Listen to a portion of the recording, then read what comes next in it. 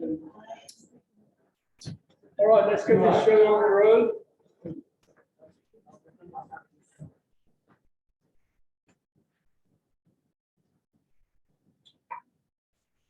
Well, good afternoon. It's 2 minutes past noon, so it's good afternoon. I'm Arnold Stephanson. I want to welcome you warmly to this book launch of Patrick Cohrs' new and exciting book, The New Atlantic Order Transformation of International Politics, I was about to say 1860 to 1933. I made slips because I see it as an allusion to Paul Schroeder, and so every time I'm supposed to say it tends to become Paul Schroeder's title. I assume it's an allusion to the classic. Yes, it is. It is. In any case, we've got about 130 registered online, so the actual audience is much bigger than the apparent audience. As you will have seen from the title of the book, which clocks in at got your homework laid out for you, 1,000 pages. 1,200, sorry. 1,200.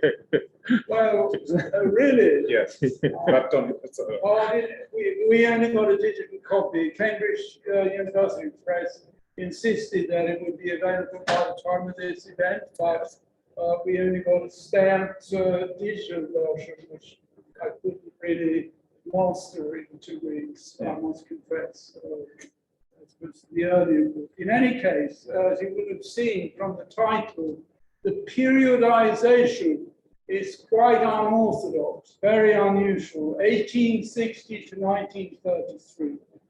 So we want to say something about that. But let me just get the biographical stuff out of the way.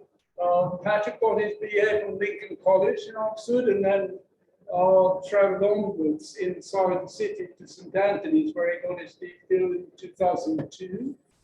After which followed a whole string of various fellowships and teaching appointments: Oxford, Harvard, Yale, Tokyo at some point, Budapest at some point, Rome, now the University of Florence. What have I forgotten? I've forgotten. Hamburg. Hamburg, yes, of course, Hamburg, I forgot that.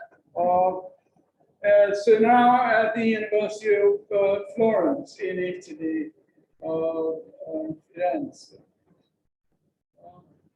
Periodization. Let me say a word about periodization and the originality of that. Periodization, of course, is what historians do. We chop up time, we give names to periods, more interested in beginnings and ends, probably. It's safe to say, not necessarily the case in Patrick's work, but periodization is what we do. And what it does, of course, is open up for certain kinds of arguments and closing down other kinds of arguments. And so it's not an accident when you actually put forth an unorthodox, unusual periodization, such as Patrick's in the New Atlantic Order, the Transformation of International Politics. It's not an accident in the sense that it does open up for a very different conception of what's been taken to be the catastrophic originating moment of the short 20th century. Short 20th century. No, says Patrick, it's the long 20th century. It begins much earlier, and it begins with the dissolution of the Order of Vienna, or Schroeder's Order of Vienna, and the beginning of something else that then, in a truncated way, does not actually appear to succeed in creating a new Atlantic order, primarily through the peace of 1919, that is not a real peace, and the various attempts in the 1920s to create a more durable one, an Atlantic order that actually fails. And your next book is going to be the end of the story, or the... It is a book on the Pax Atlantica, so it will take on the second half of the long 20th century. And it's going to be the success of the failure. We will see. I'm very anxious to see the punchline. This, of course, ties in with his earlier also magnum. This is a magnum opus, and the other one was a magnum opus. The volume, the unfinished piece after World War I, America, Britain and the Stabilization of Europe, 1919 to 1932, which Cambridge put out in 2006. What impressed me about that book, and what impresses me about Patrick's work overall, is the combination of what you might call empirical grounding, a very thorough empirical depth that he combines with analytical clarity and analytical awareness that is not always the case in these sorts of histories. So a thorough investigation of the actual thing, as it were, combined with analytical clarity. The book on the 1920s, it's not in that sense only about the US and the UK and towards something. It's actually something that in a very interesting way combines the US, the UK with Germany and France, and looking into the other two, or the remaining two parts, with equal seriousness. Patrick calls this the integrative approach to international history, or integrated, depending on your preference. Integrative would be my way of doing it. By which he means that there is a historical structure of international politics that is integrative or integrative, at the same time as there is an analytical issue or approach or way of thinking about that structure that is also integrative. Integrative, as he outlines it in his new book, containing essentially 4 dimensions. International system, the international order, if you will, the high international politics sphere, the domestic aspect, and also the transnational non-governmental picture. And one of the interesting things about the actual history here is the way in which these become more,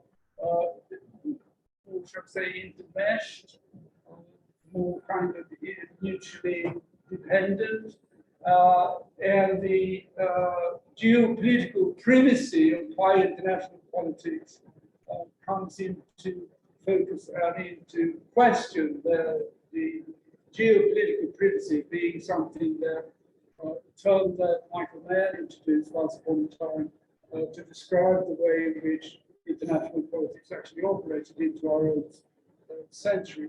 What impresses me, or what I like personally, if I may interject a personal note on this one, is Patrick's insistence on re-accentuating his work, the, shall we say, prominence of international politicians, of leading political figures, the centrality of political figures, which he then subjects to what you might call a phenomenological kind of investigation of subjectivities. There we can sort of discuss how one does that. I'm not equally persuaded, but that's neither here nor there.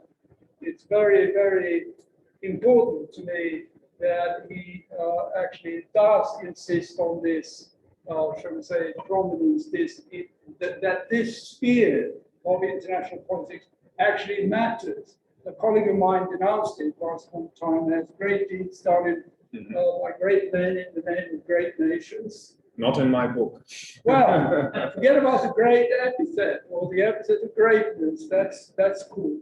But what you demonstrate in the book of the 1920s very clearly, for example, is precisely the importance of what these guys do, and the catastrophic sometimes their well-intentioned activities on one side, but also the catastrophic kind of effects of doing the wrong thing in the 1920s. And it's from that angle, I guess, I tend to think of Paul Schroeder's work and the allusion in the title to the great classic by Paul Schroeder on the 19th century epoch, the transformation of European politics. The debate invented was actually one of the people honored in the dedications. Paul Schroeder being the probably premier American diplomatic historian after World War II, historiography. So in that sense, you have to say that Patrick actually writes grand diplomatic or international history. I'm not sure whether he would bother that. Let's see. Anyway, I'm not going to go on any further than that, but I see the tradition of Paul Schroeder, Charles Mayer, Paul Kennedy, perhaps even my man, George F. Kennedy, in his classic on the kind of the Bismarckian order in the late 19th century. Anyway, so that's what I have to say by way of an introduction to Patrick's work, what it means to me. Sorry to have gone on a bit. The order is as follows, the order of 411. Patrick will talk fairly briefly about the book, and then there will be questions or Back and forth. Back and forth, right, between Adam and Patrick. Adam has written one of his many volumes, or volumes, big volumes, also kind of overlaps with Patrick's. And that is the book, The Deluge, which he came out with in 2014, The Great War and the Remaking of Global Order, 1960 to 1931. So they are, addressing the same period with the same problems.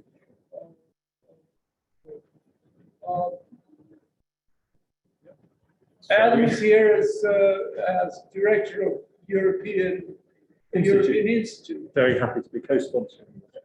Yes, I should say that the Department of History and the European Institute are doing this event. Am I all right on that score? Great. Thank you. Well, thank you so much for this generous introduction and these pointers already. And I first want to thank you, Anders, and Lina Lillevik, and Adam, of course, and also Volker Berghan, who I hope is listening in from afar, for making this possible, because I do think I've come from Florence. This is quite an odyssey, but for me, this is really sort of getting back to the lifeblood of academic, what the university should be about, to have people, minds in the same room and to discuss. I think, on the other hand, we can take advantage of this also being sort of in the digital world and for others to follow. I should start maybe by just saying that I'm indeed very indebted to Paul Schroeder. He has been a long-time friend, and he's the only person who read the manuscript before it was published. Unfortunately, he died shortly thereafter. That is why I've dedicated it to him, among others. So it's a great pleasure to be here. What I want to do in the following is to start with a kind of giving you some perspectives on the book, but I want to start with an attempt that also this book is dedicated to, namely to draw lessons from this long 20th century. And one of the lessons is taken from one of the protagonists of this book, who I'm treating, I hope fairly, but also critically, the American president, Woodrow Wilson. So one of his challenges was that he raised high expectations for a transformation of the global order that he could not fulfill. So let me start by managing and dampening expectations, and just to say, I cannot explain everything. Forgive me, Adam, I had to. What I can try, though,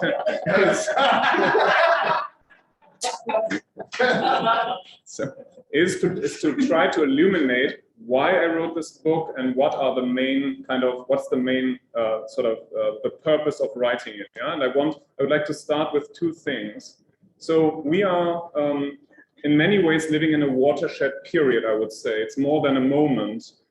I would ask, and I hope I will illuminate by the end of this talk what I mean by that, are we living at the end, at the tail end of the long 20th century, when certain basic structures about the Euro-Atlantic, but also the world order that were built in a long period of false starts, failures, attempts to do it in a better way were built in this long 20th century. So, and periods like this, I think, have one particular quality. They bring out, as Paul Schroeder would say as well, the old corruptions, the old complacencies, the old ways in which things that used to be just sort of done are shown not to work anymore, ideas that don't work anymore, when we talk about how we deal with Putin nowadays. So this is something that takes us back to the highest kind of classic form of scholarship. If you think of Thucydides trying to show this in the Peloponnesian War, how the arrogant, messy democratic empire of Athens was losing a war that it could have won. The lessons of that later, and this is exactly what Anders already was referring to. Paul Schroeder, I think, shows it quite brilliantly in his book on what the protagonists of the Congress of Vienna tried to learn, not just from revolution and dislocation, but also from the endemic problem of escalating warfare in the revolutionary and Napoleonic era. So 100 years later, around the time of the Great War, the question arises, and this is the fundamental question I'm trying to look at this book. Why was it not possible after a massive catastrophe like the Great War to not just change assumptions, practices, and political strategies, but also to build on them, to build something like a durable new world order? So this is the question, why was this not possible at the Paris Peace Conference and the adjacent peacemaking efforts, the reordering efforts of this period, 1918 towards 1923. And I'm trying to argue in this book that what we need to understand is that what really drove these processes at the core, they were global, they had many implications for all parts of the world, for East Asia, the future of China, for the Middle East, obviously, the future of the imperial disorder, as I would call it. But at the core, I'm trying to reinterpret the Paris Peace Conference as the first quite far-reaching, but ultimately very limited and unsuccessful attempt to replace the Eurocentric world order or disorder of the earlier 19th century, which I call the dawn of the long 20th century. I come back to that, with a modern, democratic, differently situated peace and order regime that at the core, and this is where the title of the book comes from, is an Atlantic order. So the attempt to create a new Atlantic order by actors of various kinds, from the heights of, we might think of protagonists such as Wilson, Lloyd George, and Clemenceau, to all the other actors who were trying to influence what was the most complex, most demanding peacemaking process in history, that of 1919, to agree on basic conceptual framework and new sort of guidelines for this kind of peacemaking. So the core of these negotiations and of these attempts, a struggle really, is a transatlantic struggle in my view. So it's between the main elites of European powers on both sides of the Great War that are trying to look towards a new order. This includes, for example, the protagonists of the newly founded Weimar Republic, who also pursue a very Atlanticist new policy at the last minute, but it also includes French and British elites that try to salvage their kind of imperial systems by also trying to think of how to deal with a newly prominent but not entirely hegemonic power, namely the United States of America under the Wilson administration and led by Woodrow Wilson.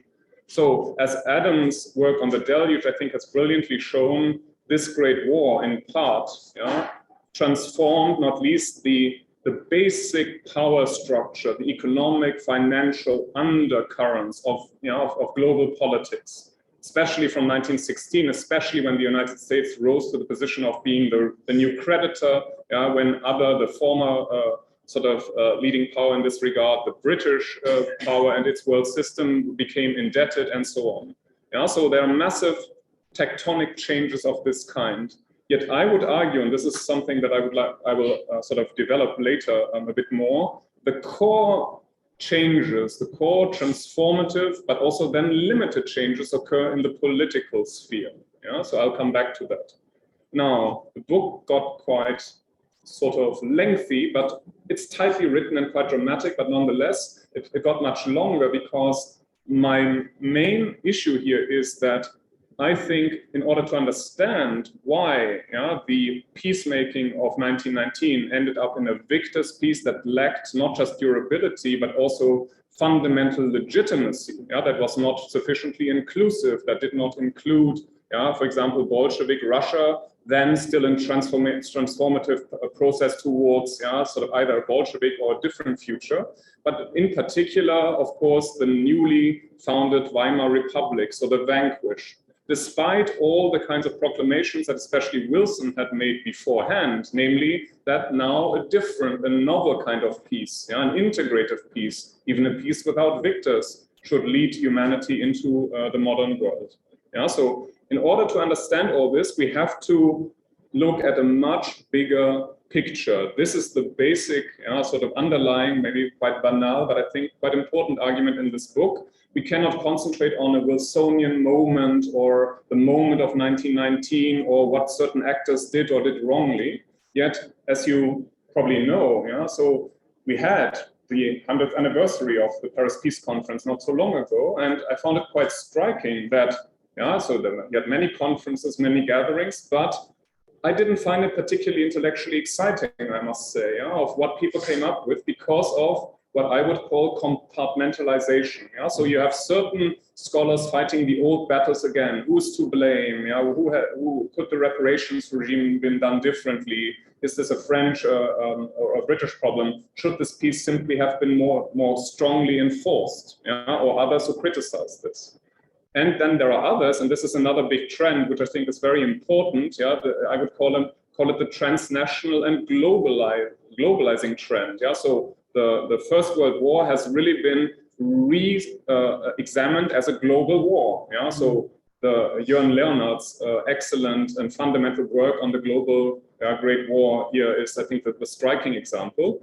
And many sort of books have been written on, in just trying to place all the actors on the map, and making us realize that this was a much bigger process than sort of four statesmen working out their differences. That is all very well. I would nonetheless argue a lot of these don't communicate with one another, and especially the kind of the new transnational and global scholarship on this period is not so interested in what I would consider highly fundamental questions that go to the core of this peacemaking process. So if we talk about what were the core issues in 1919, the German question, and not just the German question, but the question of what kind of architecture, security architecture, financial and economic architecture, political architecture could be built, could fulfill all the expectations that were placed on the protagonists of 1919.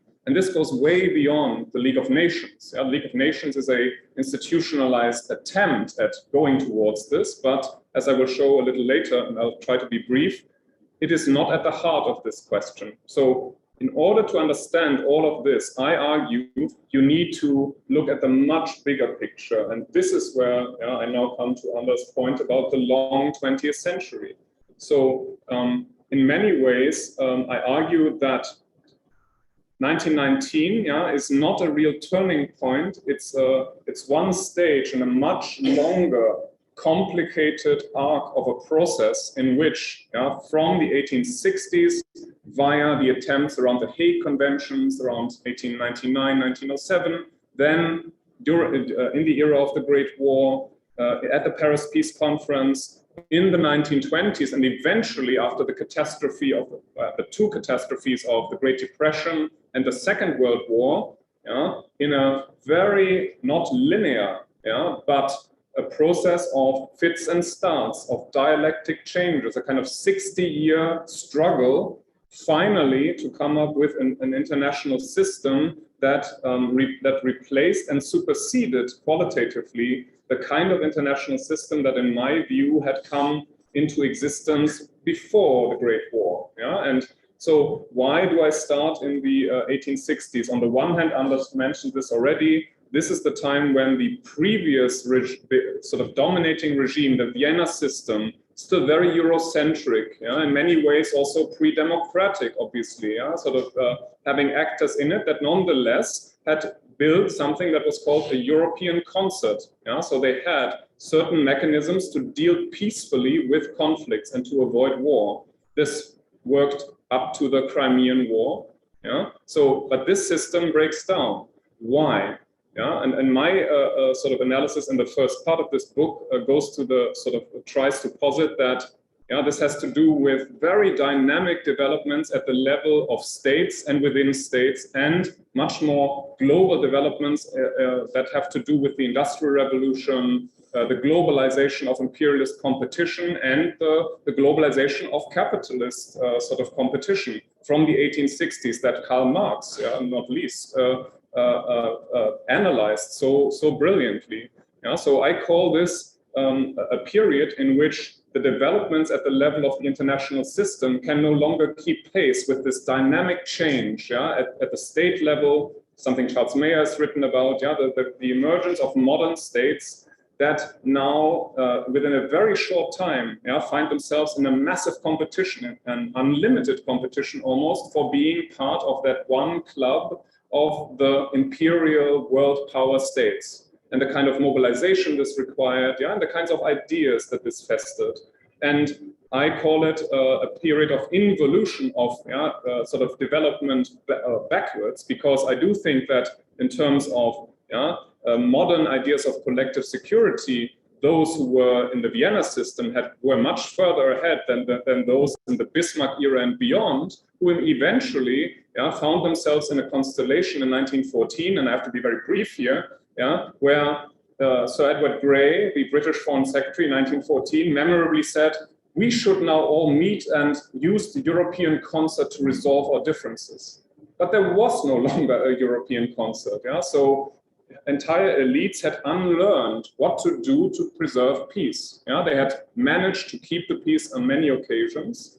So in my book, they are not sleepwalkers. They're sleepwalkers in the sense that they didn't quite foresee what kind of war would be unleashed, but they are calculating agents that have a massive sort of sets of challenges of keeping up with all the other powers, of mobilizing their societies. And so the kinds of counter forces that saw this as highly dangerous, the Socialist International, liberal internationalists, international lawyers that said we need to rein in these tendencies because otherwise at some point there will be a catastrophe. They were highly prominent, and this is something, if you look at it, you cannot just study at the level of states and governments. You need to look at the transnational associations, like the Women's Peace Party, like the Association of International Law in the US, and many, many others, eventually the League of Nations associations, that try to rein in this kind of real political, sort of power political civilizational Darwinism, as I call it. Yet, in 1914, they were almost powerless to prevent the catastrophe. So this is the guiding sort of sense that justifies, in my view, to say we, in terms of the international system and the transformation of the international order, we need to look at the long 20th century that starts in the 1860s when Germany is on the road towards unification, Italy is unified, the United States is reunified. So without the outcome of the Civil War, there would not have been any chance to take up this idea that the United States would be a world power. So then we have the Meiji Restoration, which is more a Meiji Revolution in Japan entering this system. So we have the emergence of these kinds of powers. Now, the First World War then, in this interpretation, is not the original catastrophe of the short 20th century. It is the cathartic calamity, the cathartic breaking point, but only the first of the long 20th century. The first time at which the old ways led to catastrophe and to millions of deaths and to all the dislocations that we've seen. Yeah, so now in the second part of the book, what I'm trying to show is that already during this Great War, there was an immense, an unprecedented ideological, political, and power struggle between different conceptions of what should be the guiding principles and power relations of the post-war order. Yeah? From Wilson and those who were in favor of a League of Nations, who were in favor of progressive democratization, towards those, for example, around the German high command, that were looking at new forms of hyper-empire, I would call it, but that were also using, and Adam has written about this, the language of self-determination and progress in, for example, imposing the Peace of Brest-Litovsk on the Bolshevik regime, but who, in my view, thought fundamentally in terms of an irreducible struggle of world empires as the future, and who justified their actions by saying we need to stand the test of time against the British Empire and against the United States in the future. Then we have radical counter proposals that, in my view, also emerge from this new Euro-Atlantic struggle. Lenin, the Bolsheviks, sort of saying that the real consequence of this mess should be that we need to transcend not just balance of power politics, but the whole structure of capitalism and the kinds of relations that have led workers that should be united to fight against each other on the battlefield. So this is, in my view, already the first stage of what I describe as an Euro-Atlantic peacemaking process. Yet, and that of course reaches its crescendo after the armistice of 1918, when in the west of Europe the war ends. Obviously, it did not end in the east, but in turn, the Great War in that sense ended in November 1918. So what do we see now? When we try to analyze this process, and Anders mentioned this, I call this comprehensive or integrated international history. What I mean by that is I'm trying to look at these different strands that I find are often so separated nowadays, between, for example, transnational activists on behalf of a League of Nations or democratization, the suffragettes, all those who wanted their sort of aims to be really central to the peace agenda, governments, parties, all these, the multiplicity of actors that at various stages of power and influence are trying to put their imprint on this peacemaking process. So, so what I'm trying to show is, we have to consider all of them, but we also have to understand relations of power and influence. They all lived in one world, and that is very well, and we could describe the ideas of each one of them. But I'm interested in the question, what in the end became the guiding new principles, understandings that really informed the peace after 1919. And that's where I am trying to show that it's precisely because of the complexity of this process, the need to make compromises among several victors, and the fact that we have a very inexperienced leader in Woodrow Wilson and a very almost improvisational American strategy in 1919, that a lot of the core processes are being done in a much more hierarchical manner. This doesn't mean to reinstate the theory that what matters is these decisions of a few great men or not so great men. It's a structural analysis, because if you want to understand why in the end, they did not have, and this is one of the big questions of 1919, would there be some negotiation, some attempt to negotiate with the representatives of Weimar Germany? If you want to understand why that did not happen, it was certainly not because there were not enough activists who were demanding this. It was because the power, the complex power relations, but also the requirements of international politics at this point did not allow it. And this is where I get to my understanding of international politics. It's a much broader, it's not diplomatic or only intergovernmental. The main protagonists of 1919 were all the leaders of more or less, of course, very limited democratic orders. So they had to make compromises that not only worked amongst each other, for example, on how to reassure France against the future German threat, League of Nations, a NATO-like alliance as the French wanted, or a new kind of concert as the British wanted.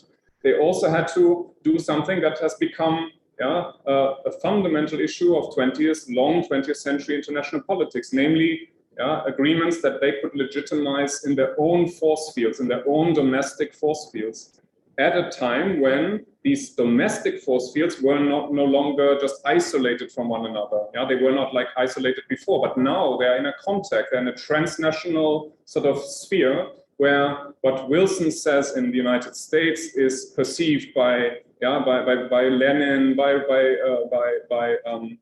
the revolutionaries in Germany and elsewhere.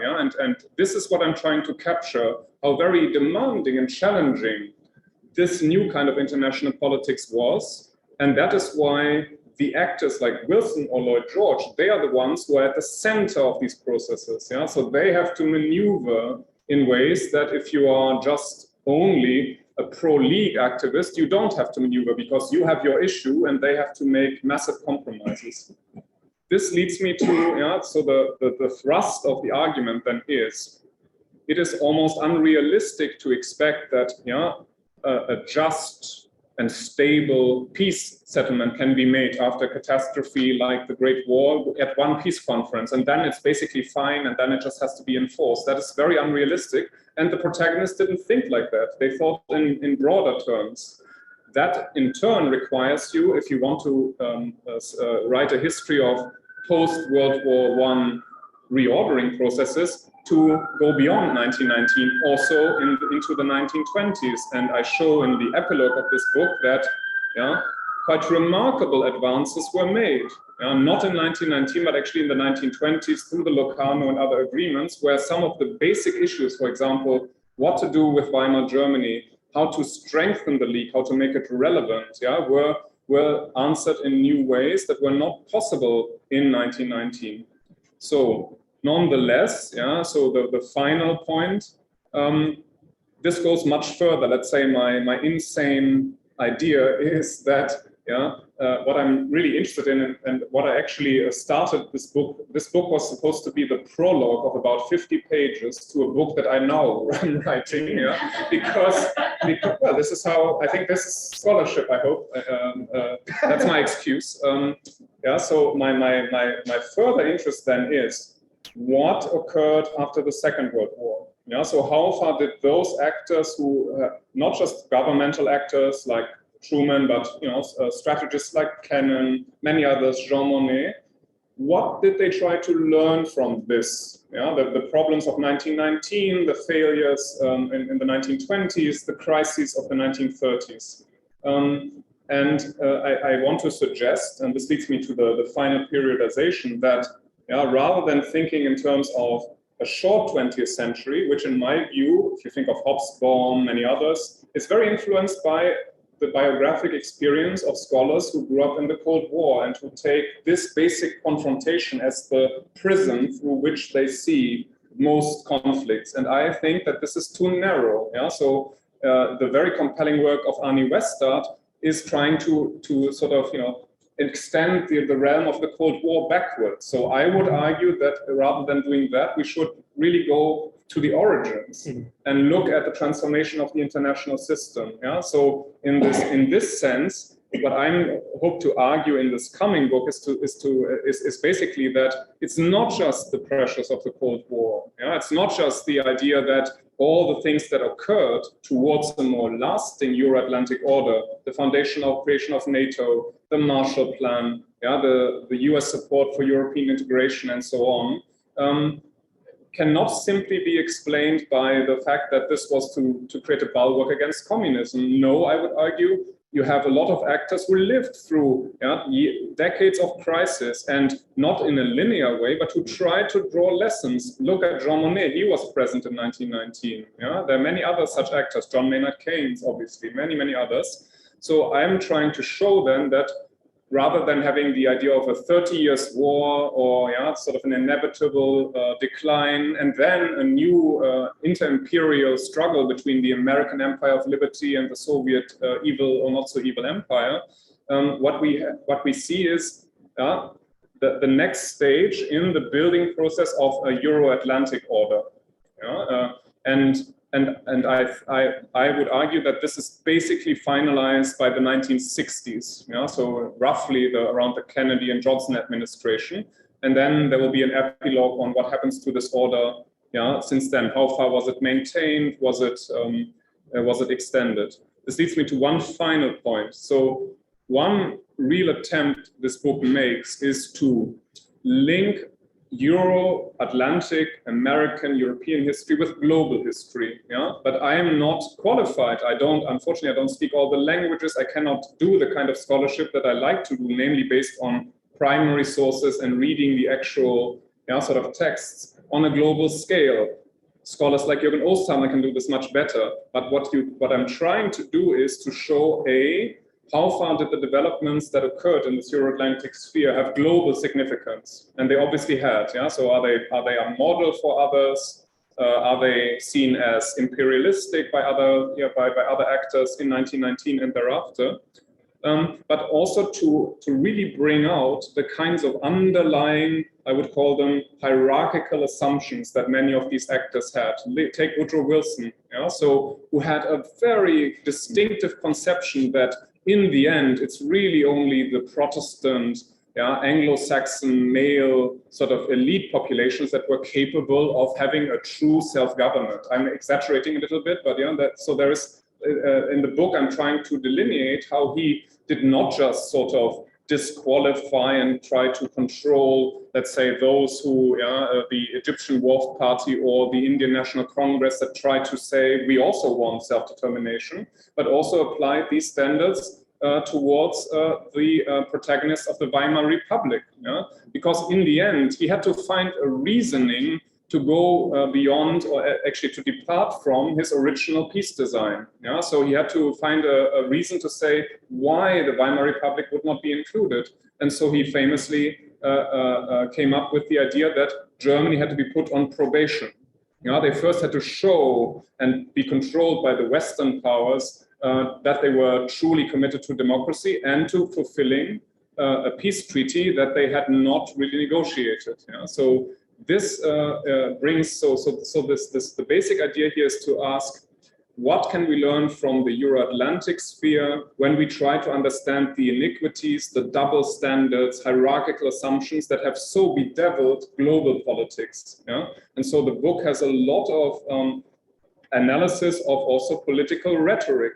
So between the gap between the universal, let's say, rhetoric of Wilson and many others, Lloyd George calling the British Empire already a League of Nations, of a very particular kind. So with some sort of more like a, I don't know, sort of the Queen's reception and different ideas of who has what hierarchy, place in the overall hierarchy.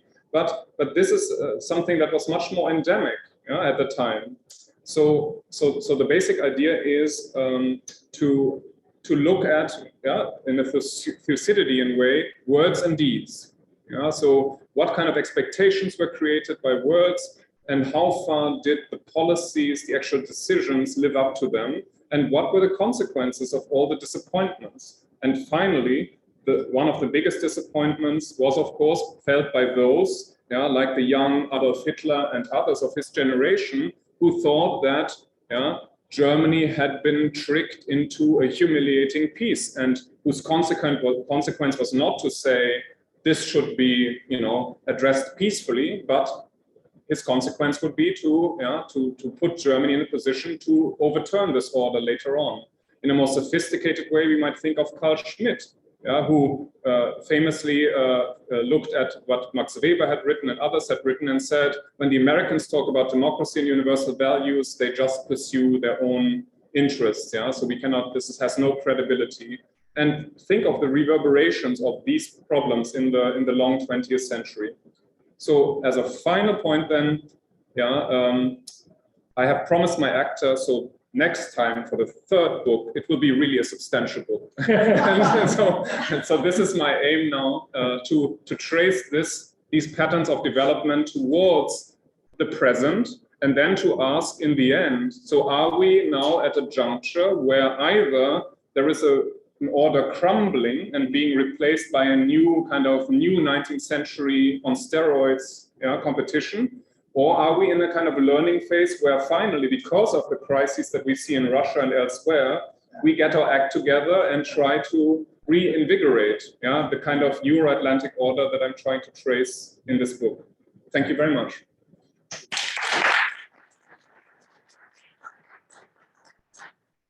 Well, it's a real pleasure to be here and to have largely read Patrick's book and to be involved in this conversation. And it takes me back to terrain that was really at the centre of my interest some years ago. And the point that you make in conclusion, Patrick, is so astonishing, isn't it? When you realise that Woodrow Wilson is not just a conventional racist in that he despises black people, unsurprisingly, perhaps, given his upbringing in Georgia and his position of his family in the Civil War, and that he shares the contempt of many global thinkers of the century and fear, not just contempt, for yellow people, for Japan, the Chinese, but that his entire thinking about the world is structured hierarchically and racially, such that he is profoundly suspicious of the Italians and the French, and seriously believes that he has lessons to teach a person like Friedrich Ebert about democracy, which is just simply staggering, right? And they were not amused. No, unsurprisingly unimpressed by the pretensions of this profoundly conservative and parochial thinker to preach to them about what rough and tumble democratic politics actually look like. Yeah, it's staggering, and I want to come back to that, but I'd like to start at the beginning because one of the really fascinating moves that you make in the book is one you just hinted at it here, that I think it's it's anchoring for you, which is that you read Paul Schroeder's magisterial account of the Vienna system, and it is for you a kind of, well, I'm tempted to say it's transhistoric, but I'm not going to go that far. But anyway, it's a kind of gold standard of a sophisticated thinking about the issue of integrative peacemaking. And under modern circumstances. Exactly. So, or at least post-French Revolutionary and post-Napoleonic circumstances, which after all defines modernity for the rest of the 19th century, along with the Industrial Revolution and Empire. Those are the three things. Right? Absolutely.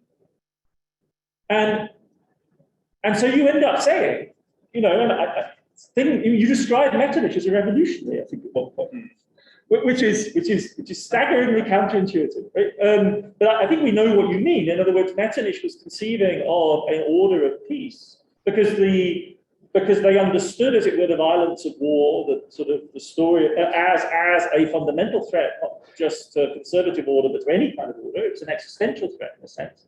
That had to be contained. And then you sketch a 19th century story, which is a declension, a story of decline.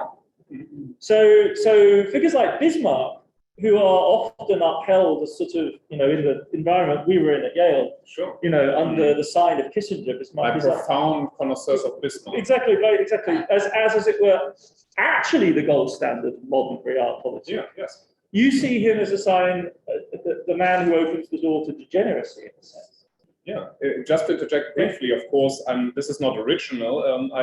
I've engaged for a long time with Max Weber, and if you take Weber and others, it's not just Bismarck, it's the society that relies on great men to do something, sort of that's not democratic, but it's above. And the German traditions in saying we cannot even have a real democracy because we're in a geostrategic position that needs leaders like that. So Bismarck is only the sort of tip of the iceberg, yes, but definitely I think one has to see him in this way. And as you say, then you're thinking, we'll just go back and forth, this is so fascinating. You can't help yourself but say, and the other people who thought this too were the Marxists, and you could have said Lenin rather more than Marx, I think, because what you're really describing is the dog-eat-dog, unconstrained, limitless, and Paul Schroeder has a magnificent essay where he essentially comes as close to saying, I sign off on Luxemburg and Lenin as a reasonably, or Hobson, as a reasonably accurate, or Arendt, right, on the voracious, insatiable quality of the demand, not just for security, but for power, that dominates the world after 1900, and that puts the Ottoman Empire, the Habsburgs, even the Tsarist Empire, in these existential positions. Yeah, so precisely, just to come, so I think, again, if you just take your focus and say, now we look around 1900. Yeah, you obviously have to go back and look at the structural forces and the changes in collective mentalities. Yeah, this is if you try to understand why so many German professors gave lots of money to have a big navy and so on. Yeah, so this idea, which I call civilizational Darwinism, yeah, because it is connected to Wilson too, and the sense of hierarchy that there is this immense idea that it's a history of progress, but it's progress made from the top. And if you're not among those who make it, you be the victim. And it isn't any longer the Holy Alliance vision of progress, right? Because the Holy Alliance, already Schroeder touches on this, right, offers us a kind of other vision of progress, which is eschatological ultimately, right? If you can bring the three churches of Christianity back together again, you're achieving progress at a much higher level than merely the Darwinian selection progress, whoever happens to be the dominant. But you can also put it in another way. You mentioned Metternich. So the basic, so obviously the kind of, some of the premises of Vienna, as Schroeder himself has argued, they have a certain shelf life because they are, so you have to hold back forces that want nation state, democracies, they want progress of a different kind. But the underlying idea, I would provocatively put it, you can find in the EU Europe, that you need a supranational regime that has certain sort of principles that no Hungarian nationalists or whoever challenges them should override. But the fundamental problem, and my book is in many parts a book about legitimacy, ideas of legitimacy. So the idea that who has the legitimacy on the modern conditions to make such decisions? And so legitimacy can have, in the early 19th century sense, a profoundly conservative, and one of the reasons, because ultimately this culminates in your claim, and it's a subtly made claim, right, that the failure such as it is of the Versailles peacemakers, and this book, you have to understand that this book has to be read as a prequel already to your first book. Because the work of elaborating what happens in the 20s is done in the first book, and this is the prelude to that. So it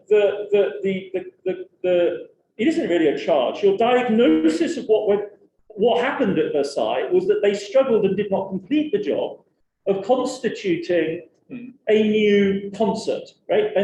A modern. But may I say, so the thing.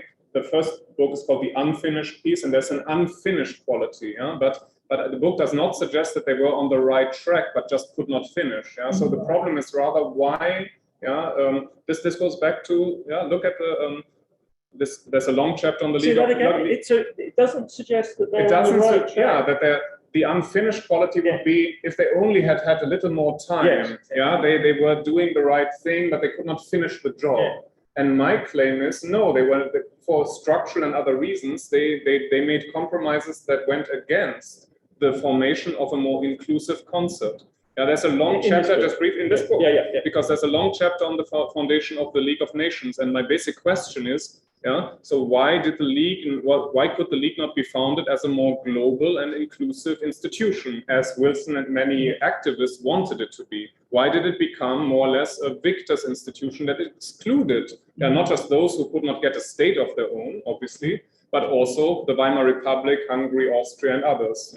And this was done because there was a fundamental struggle between new conceptions of peace, saying the only peace that can be legitimate has to meet certain requirements of democratic legitimacy, and others. The French idea on this is, no, you cannot allow the vanquished and powerful Germany into the League, because then this will not work. They want the League to be something like a framework for an alliance. Because let's be clear, so this is like the acid test of whether or not they're moving towards a concert.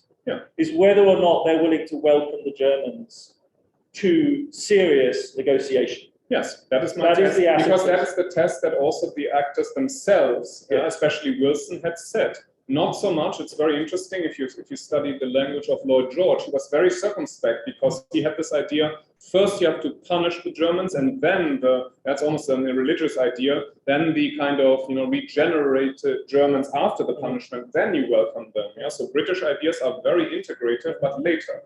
But Wilson's original ones are even to let a German empire into the league. Yeah, so when he in 1916 comes forward with this peace without victory idea, it's to have everyone in there, the Russians, yeah, because everyone should be in there. And later you have these new criteria of legitimacy. So now it's a club where you need to prove your credentials.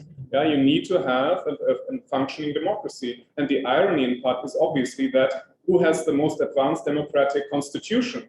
By the time of the end of Versailles, the Weimar Republic, but of course, it's not the Verfassungswirklichkeit yet. But Wilson advocates on behalf of a power where the women, just about will get vote, but we have all the problems of democratic disenfranchisement. Oh, just look at the number of people that vote in American elections. The Weimar Republic comes incredibly close to matching the total number. So anyway, but this is we are dealing here with perceptions and ideas, and so my argument. So Wilson, you should not see him as a liberal internationalist, which he never was. He's a progressive Americanist who has a very hierarchical, as you said, understanding of what others are supposed to do, and partly this masks his inexperience.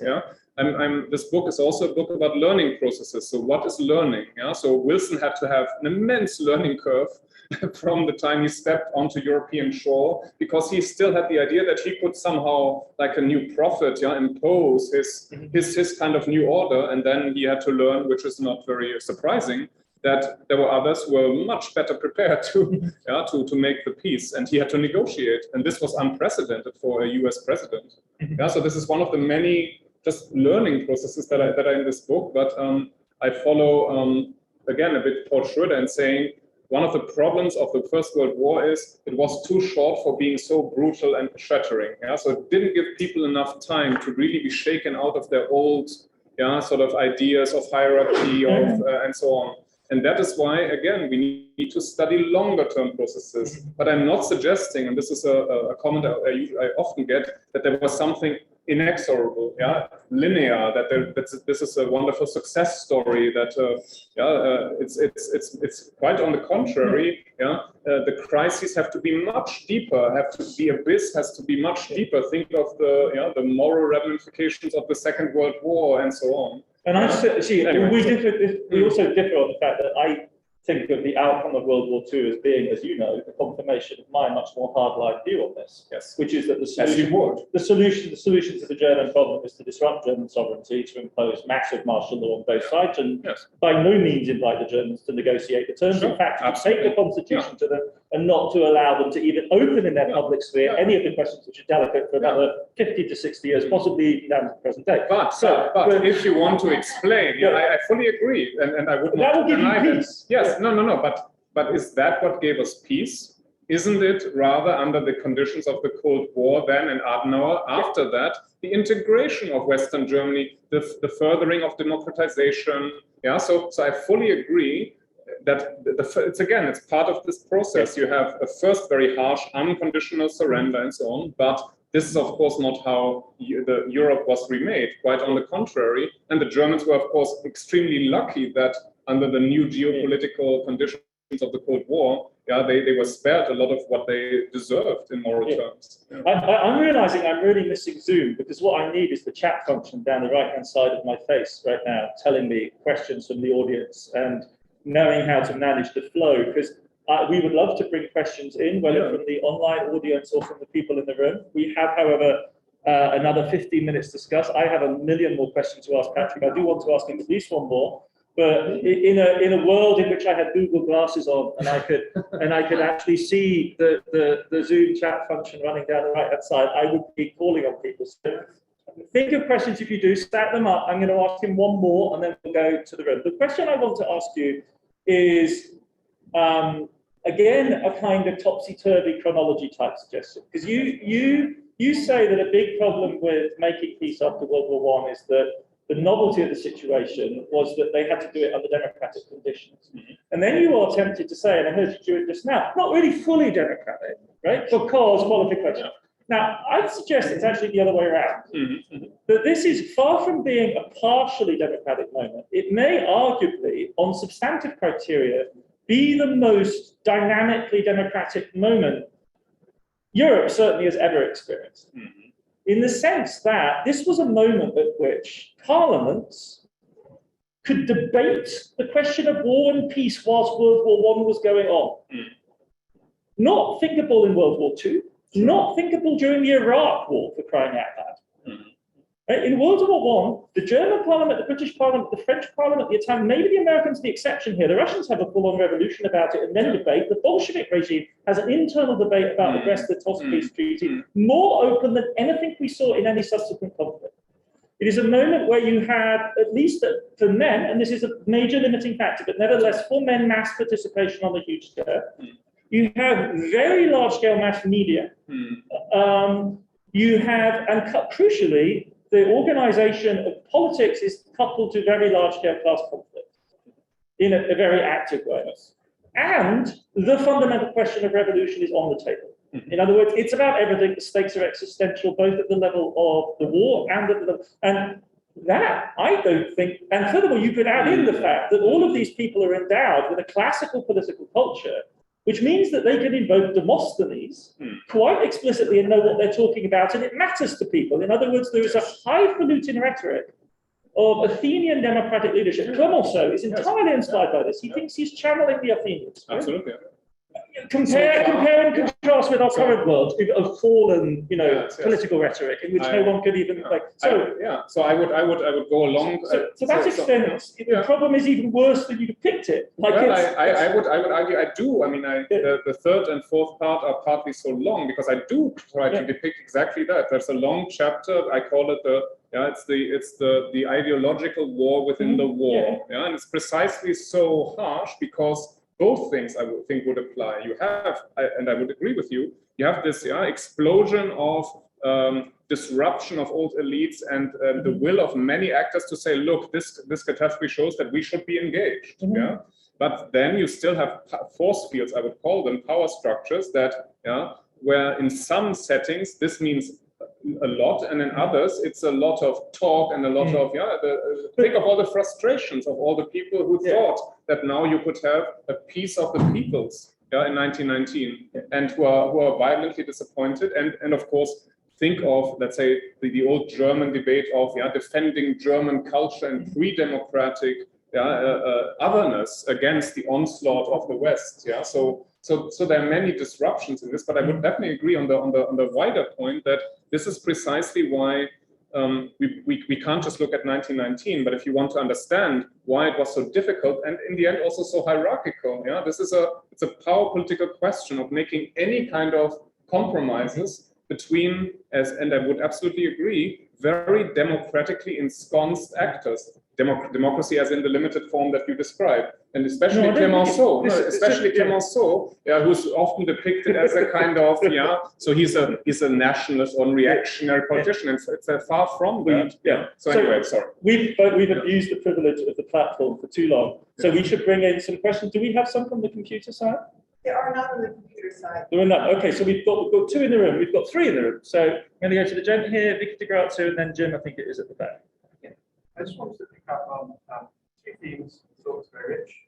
Can you speak up as loudly as possible? Maybe even stand up. All right. Sorry. Yes. So I just wanted to pick up on two themes of discussion. The first is more social theoretical, unfortunately. I know you wanted to issue explanatory claims, but I'm going to leave them up. This idea of breakdown that was suggested a few times. I was trying to figure out what the theoretical content of that. At times there was this sort of vulgar Marxist forces relations formulation. There's the international system, and then there are these dynamic forces.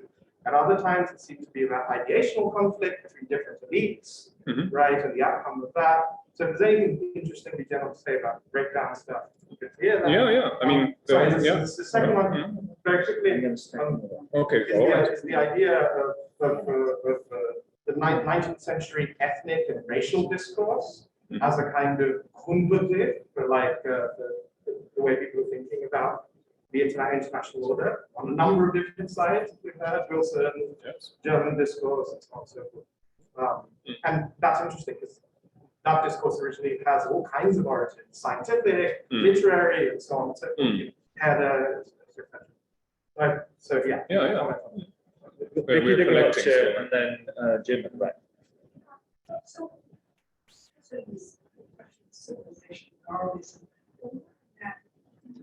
your theory of what the state is under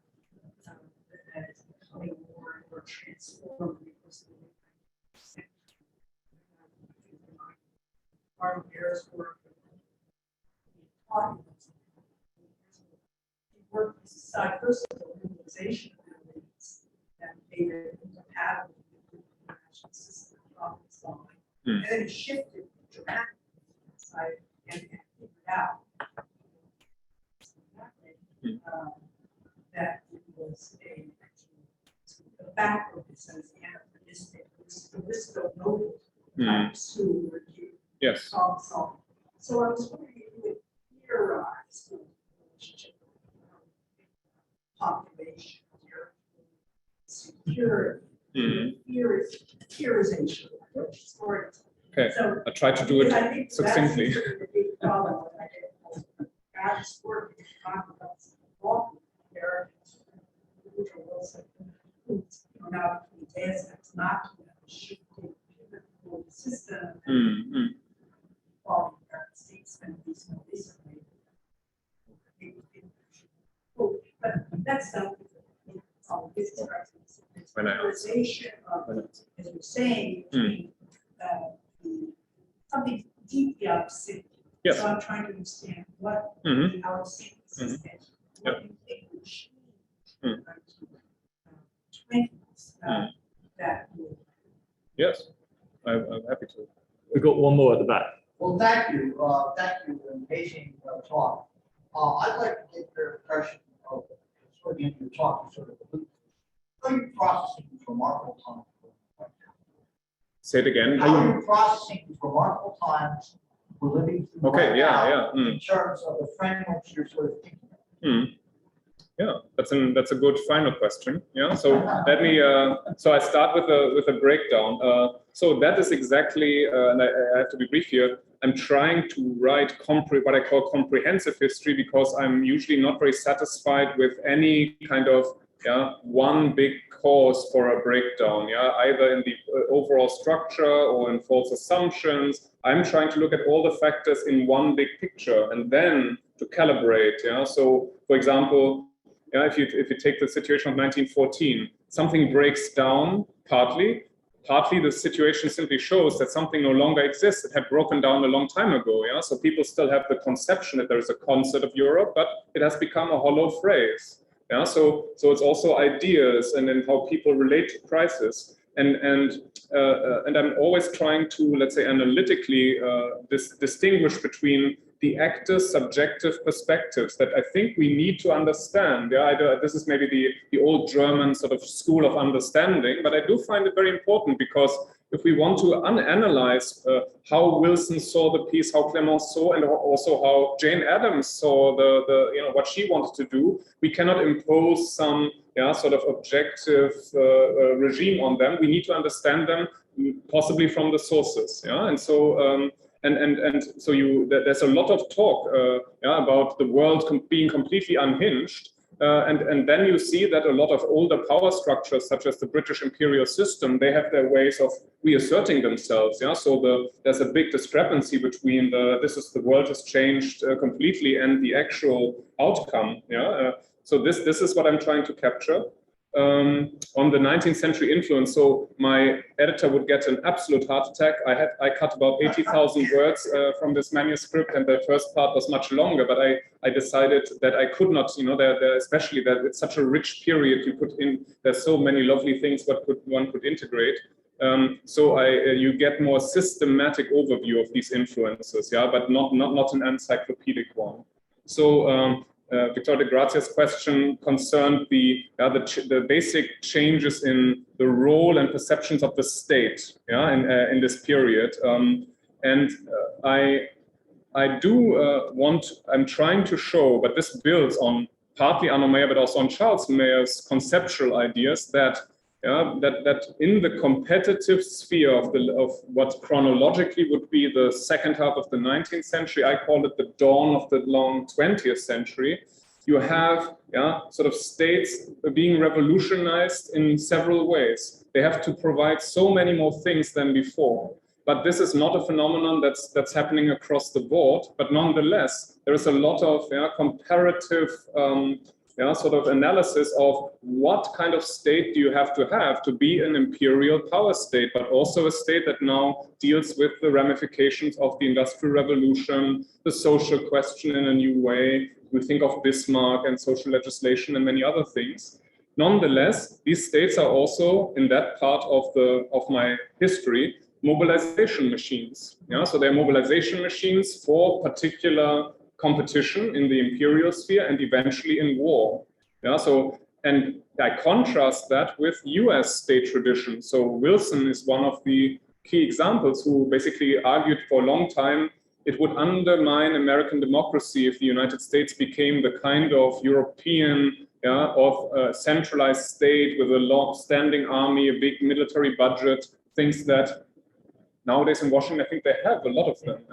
So this idea that because of its very exceptional geopolitical position, the United States could be a different kind of progressive world power that could forego all these things and use economic means, managerial skills, if you think of Herbert Hoover, and not go down the European road. And in the next book, I will look at the importance of the New Deal for changing these kinds of conceptions. So I would just say the scale of what the state is supposed to do and what kind of actors and bureaucrats are in it to provide what is supposed to be done changed dramatically in this period.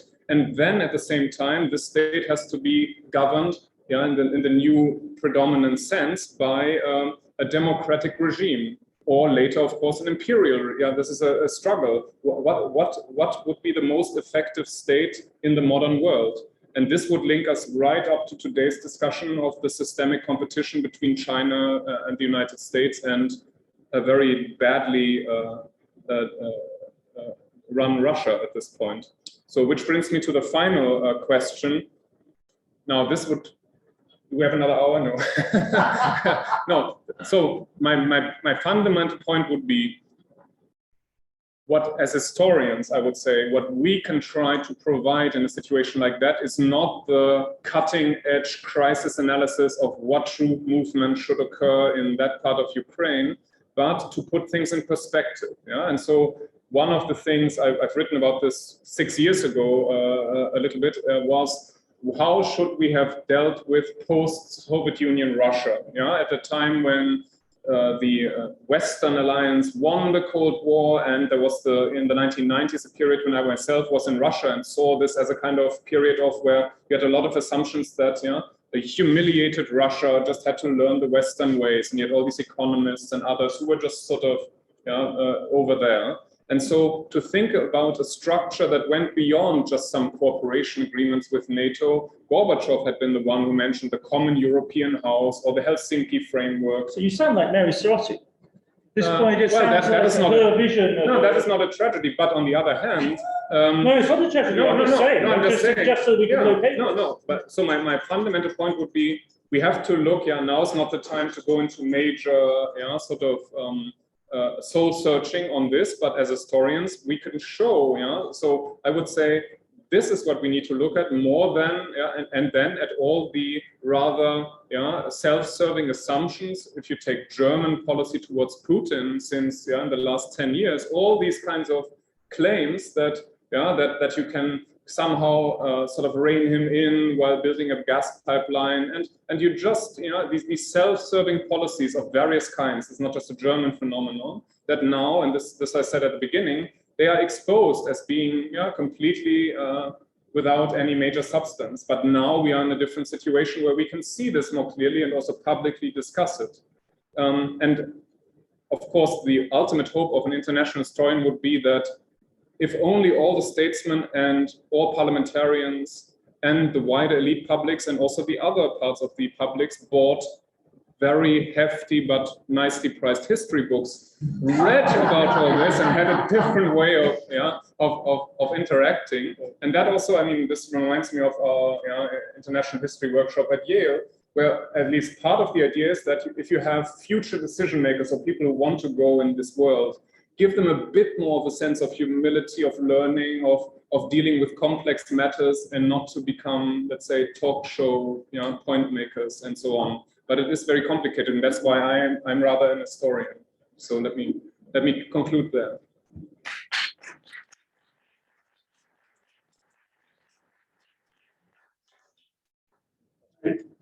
Thank you. We could have had more time. Anyway, I'm sorry. Yeah. We have some questions. We have some questions. We have some questions on that. Oh, I thought you said we didn't have any So questions. they- did a get couple them, yeah. came in- a couple came Yeah. in, but. But we can. Can't do it. Yeah. It's too late. Yeah. Sorry. If you could answer, just tell them that they can write to me, or Yeah. it's not good to do it now, I think, but to. Wilson is completely steeped in reconstruction. Yes. And that's also. Reconstruction is the experience when it comes to understanding race relations and understanding hierarchy. Yeah, but also. I'll have to, who published it? Cambridge. Oh, Cambridge, Yeah. okay, well, I So can it's get a review copy. Yeah, please. Because it's Cambridge in the US, it takes them longer. It's published in Europe next week, but you can. I need. I said he's gonna give it to Andrews, right? Yeah, but Who's the publisher in UK? Michael Watson. No, it's Cambridge. They just have this New York office, and so they first publish it in the world outside the US, and then a month later in the US. I'm a broadcaster, so I'll read the book. Yeah. Yeah, it sounds great.